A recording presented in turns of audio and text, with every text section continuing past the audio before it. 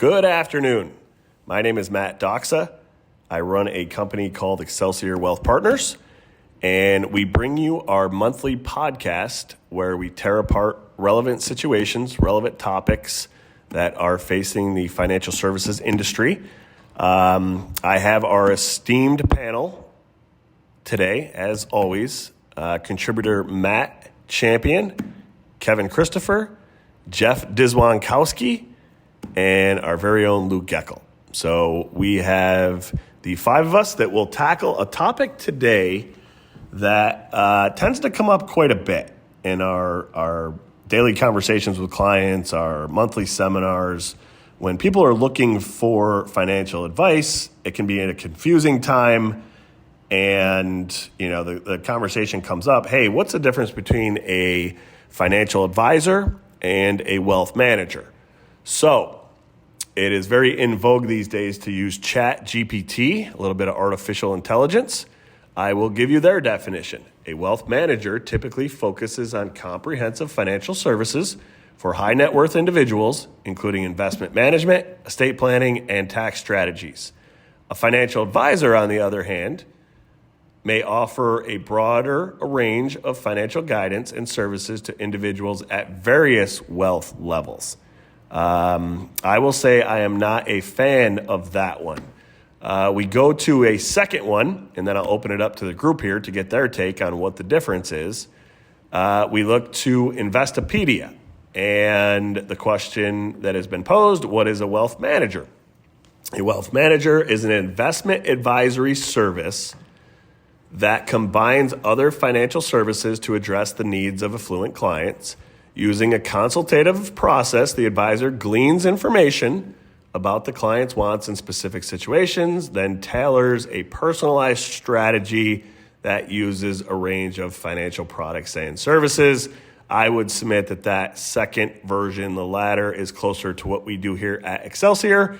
We are very transparent. People say, go see a fiduciary, no commissions. What am I paying you? It's right on the statement these days. We're so transparent. And then a lot of people say, go see a certified financial planner, which we certainly have our fair share here at Excelsior. So, Matt Champion, what is the difference between a financial advisor and a wealth manager? Thanks, Matt. So I think a big thing, I know when I first came into the business, there were a lot of different titles for the advisor role: financial advisor, financial planner, wealth manager, financial analyst.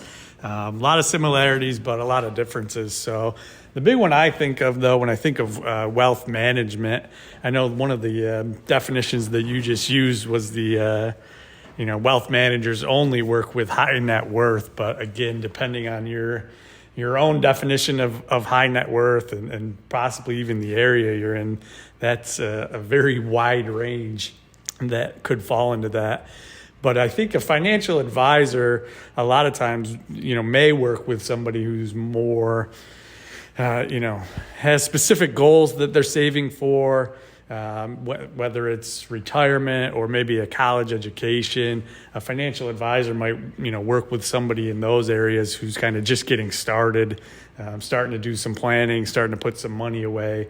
A financial advisor might work with, monthly budgets, things of that nature to see how much you need to put away to hit a certain goal. Whereas to me, I guess almost, right in the name, wealth manager, to me means, somebody who has already amassed a certain amount of wealth, whether it's high net worth by your definition or just wealth in general. Wealth manager to me is, somebody that's already established. They've built some degree of wealth, and they're looking to really grow that and protect it for various reasons. So with a wealth manager, I think it's somebody who's already has some wealth. They look to an advisor or a wealth manager rather to continue to grow that and really all encompassing in terms of managing that wealth, whether it's tax planning, whether it's distribution strategies as far as, when should I draw money out of my accounts, which accounts should I draw from first. I think a wealth manager also, works directly with client's other professionals, CPAs and attorneys, and they really have a partnership that the client can benefit from. So again, confusing, a lot of different names, but the big one to me is just wealth management. It's people that already have some degree of wealth and they're looking to really grow that through an advisor in various topics. Kevin? So I'm going to piggyback off of some of the stuff Matt Champion had just said. I don't think it really has to do with dollar amounts. I think it has more to do with the level of service and expertise you're getting with a wealth manager. I think with an FA, you're going to end up more. They're going to use things like mutual funds. They're going to use things that are a little antiquated because that's what their licenses allow. I think when you look at a wealth manager, you're going to be inside of it in a fiduciary relationship. You're going to be inside of a wealth management account where you're paying a fee for not only the investment advice, it's an all-encompassing fee for all the services, like Matt had spoke about, the what account should I take this out of? Hey, Kevin, I'm buying a new car. Do I take the 0% financing or do I take the $5,000 rebate, right? Like there's a lot that goes into wealth management where I feel as the college kid that just graduated college and, passes his Series 7, is super excited that he's a financial advisor and he can sell you some American funds, right? I think that there's just, I think there's levels in this as there's levels in everything. And I think, the wealth managers are giving you a lot more for, that. Thanks, Kevin. I think the key thing here is the comprehensive approach for a wealth manager versus a financial advisor. Typically see a financial advisor is usually going to work for some sort of corporation. They may not have access to or are unwilling to use a whole investment world of investments that are out there that, an individual might need to accomplish their, like I said, more comprehensive goals. Financial advisor tends to use a more cookie cutter approach from what I've seen. I think Kevin mentioned some antiquated approaches, whether it's a 60-40 portfolio. A lot of times you see they're unwilling to move from that. They may have the exact same portfolio across the board for all of their clients, whereas a wealth manager is going to use that more comprehensive approach. They're going to work with you hand in hand on your particular situation. And the wealth manager is going to have more of an investment process. It's not just the same investments for everyone. They've dove into much deeper into why they're choosing the investments, how it applies to the current economic state, and then most importantly, how it impacts the individual client themselves, their family, the future planning. And then Matt mentioned, which is also very important, is the relationships they have with estate planning attorneys, CPAs, things like that. When you get that all-encompassing approach from a wealth manager versus a air quotes financial advisor, then you can start justifying the fees charged. But I think that's the main difference, is the ability for that wealth manager to utilize the entire investment space, implement those investments where needed for the individual client and not just across the board to everyone. Lou? Thank you, Jeff. Well, everybody's pretty much covered most of the bases. I would say that the main difference is service. You're going to get way more service with a wealth manager. It's not just going to be, where do I put my money in my 401k? It's a partnership. That wealth manager may do taxes. They will be involved in your life, all aspects of your financial life, whether it's how to efficiently pass money down to children and grandchildren, recommending attorneys for trusts. If they don't do taxes, recommending CPAs. Overall service, and a little bit has to do with the assets that the average wealth manager client has, because in order to offer those services, you do tend to need a little bit more assets to justify having a wealth manager, because things get complicated as you have more assets. Yeah. Here's Matt Doxa. Nope, well said. A lot of good points there. I'll give an example. So sometimes we use jargon and house words that we have become familiar with throughout the years, and a lot of folks are like, what are you talking about? So I'll use an example. So I just read a statistic, and I won't put a time frame on it, but let's suppose there was 9,000 U.S. stocks, publicly traded companies, 10 years ago as an example. Let's suppose today there are 4,500. So what has been replaced with the amount of individual, publicly traded companies that don't tend to go public anymore because there's a lot of rigmarole and regulation and riffraff and all this other stuff out there they don't want to deal with. And, private companies, venture capital, whatnot, might just pay them more money to bring their idea through their channel.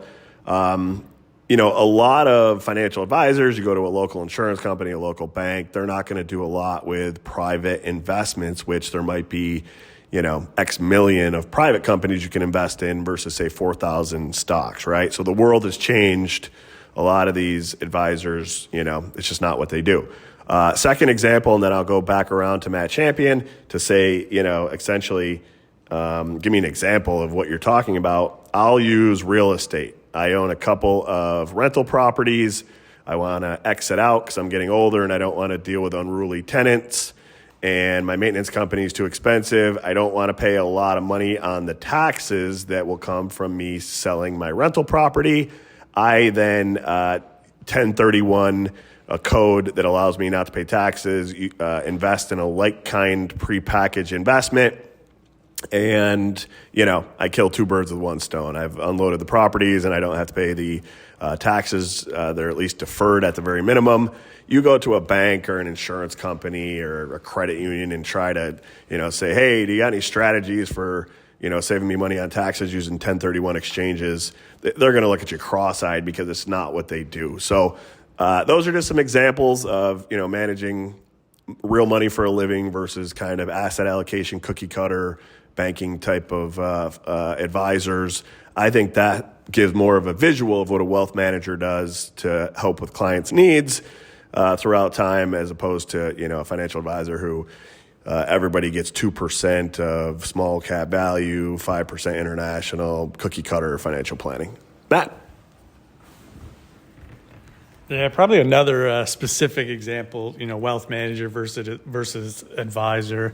We've kind of hit on it, but more specifically, as it relates to tax planning, I think, if you're working with a good wealth manager, a lot of times they will help with loss harvesting, meaning, if you have certain positions that you own that are down since you've bought them and other positions that have appreciated, a good wealth manager will kind of take a deep dive into the portfolio year end, look for different strategies to sell off some of the winners with the losers to kind of minimize any tax hit. So again, that would be something in my mind anyway that is more encompassing with a wealth manager.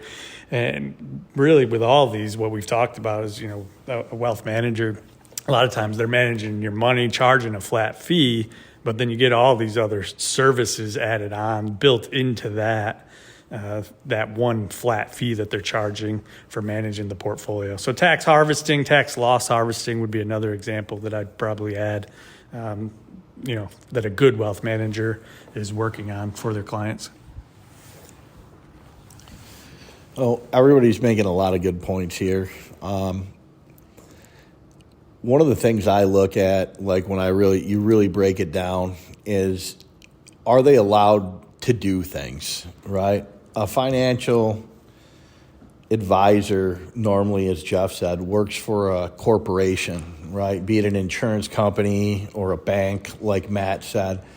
And a lot of these companies won't allow them to hold these assets, right? They just won't. You're not going to be able to get a publicly or privately traded REIT. You're not going to be able to go take advantage of owning a Dunkin' Donuts or a these privately held companies Matt had spoke about that are just not going public anymore, right? They don't want to deal with all the red tape.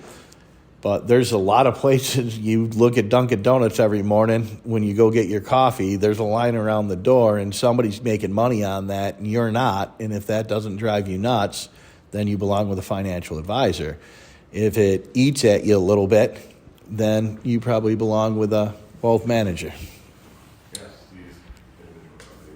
Thanks, Kevin. I have countless examples because I've been able to really do deep dives into potential clients' portfolios before they actually became clients here at Excelsior Wealth Partners. But I got to see a lot of what I would just say cookie cutter 60-40 portfolios from financial advisors. Now, if you remember back in 2022, that was a huge problem. And the reason we picked up so many clients was because their financial advisors were gung-ho, stuck on the old model of the 60-40, even though the client was getting nervous about the markets and both stocks and bonds were getting destroyed that year. So I got to do a deep dive in their portfolios, where a wealth manager is really going to get into the nitty-gritty as to what the fees you're paying are. One example was I saw a portfolio where the client had 22 different mutual funds, and 14 of those mutual funds owned Microsoft stock. A wealth manager is just going to buy you Microsoft stock if you really like it that much, rather than paying 14 different fund managers down on Wall Street to buy it for you. So that's just a simple example, and it's something the client, you don't know what you don't know until we get a chance to do a deep dive on those investments. But again, financial advisor, really cookie cutter stuff, and then we're able to kind of present those unique investments, private investments, different approaches that is all encompassing with your total financial plan. But the wealth manager really gets into the nitty gritty and knows how to allocate a portfolio properly so that you don't own the same stock 14 different times. Just buy the stock, it's free, and you can move on. But that's really a main difference. And some of the examples that I've seen that are, in my opinion, pretty egregious. Blue? Thank you, Jeff. Example I would use is if a client has a significant wealth and has needs that go beyond just making sure that the wealth gets transferred, you could do that in a will. But if you're a wealth manager, you could suggest various trusts where maybe they can get some income off of money if they're charitably inclined, how to distribute the funds to charities, lessen tax consequences to children and grandchildren, generation skipping trusts. They'll have the knowledge. So I guess the example is your wealth manager tends to be a little bit more knowledgeable than your financial advisor. Matthew? Nope. I think that's time. We try to do 20 minutes of quick in and out type of conversation snippets. So ultimately, people that are looking for a financial advisor will have some assistance, at least on a topic like this, in terms of what is the difference. If there's, you go to some of these places and everyone's a vice president, right? I mean, they hand them out like candy. I mean, and then people are like, "Oh, I'm a vice president," and everybody's a vice president. I mean, it's, but you wouldn't know that if you aren't from that world or don't interview a lot of financial advisors. You would be, a little starstruck with a vice president, but that's where they start people out at a lot of these places. So I hope this helps a little bit, just give you some insight into, what some differences are as people call themselves different things. And, ultimately, how does that help you get to where you want to go, in your search for a financial advisor, your search for support, your search for, generating new ideas and things that would ultimately be of value from a financial advisor. So we leave you with that, gentlemen. Great conversation, great insight, and until next time, thank you.